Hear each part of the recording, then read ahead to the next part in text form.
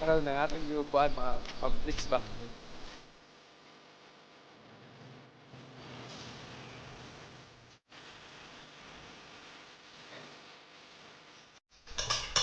Lahat ng kapatid niyo bro ay naging Muslim na. Gusto na nila mag-Muslim pero ang kulang na lang is yung follow up na lang. No, follow up na lang. Kasi gusto din nila kasi nakita nila sa amin na may pagbabago talaga. Masya Allah. May pagbabago. Kaya naisip nila bakit hindi natin subukan maka Pero may nakita akong kapatid mo bro na nikabi. Ay, oo. Matagal na yun nag-Muslim. Matagal na. Masya Allah. Ilang months na. Pero supportive naman yung parents niyo bro. Ay, oo. Supported po talaga. Minsan, Jesse, sa bahay lang kami nagsasala. Okay, wala naman sa masjid. Oo. And di naman sila nagsasabi na, uy, bawal yan, bawal. Hindi naman. Oo. Kasi mas support talaga sila. And nakita ko rin na parang mukhang parang gusto na rin nila na Mag-Muslim. mag-Muslim. Di ba ang sa pagkakaalam ko bro, yung papa mo ay pastor? Ay, opo. Pastor. Oo. Sa Bible, may nalalaman niya, no? Tsaka kapitan din siya dito. Opo. So kayo bro ay lumad kayo dito. Matigsalog. Tigsalog tribe. So baluarte talaga ninyo itong ano.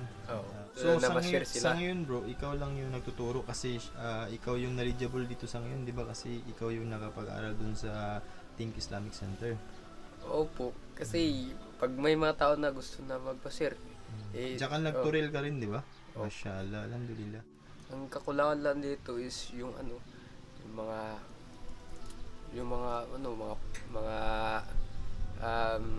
libro. O mga libro kasi may mga tao na pumupunta, hihingi sila ng mga libro, wala kayo maibigay. May sabi na, baka mayroon kayong libro dyan, para naman namin, mabasa namin kung ano talaga yung ang Islam and ayun, parang yan lang din naman. Kasi, Musala. oo, special na yan ang musala kasi may mga tao na nagpupunta dyan, pag may mga brother na pupunta, saan tayo saan tayo magkasalain? Minsan yan, sisikip na dyan sa bahay eh. Oo, pag pumupunta sila dito, hirap din kami. Minsan sabi ba, sa labas na, dito tayo kayo sa labas. Mga ilan na yung nag-Muslim dito?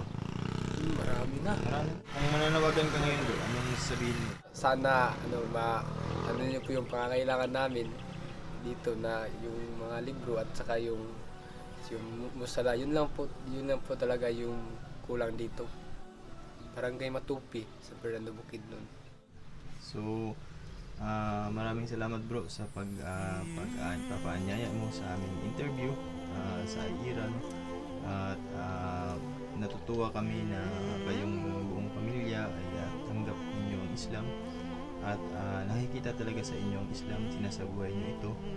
At talagang kayo ay tunay na mga Muslim. Alhamdulillah. So, Allahu Akbar. Allahu Akbar! Allahu Akbar!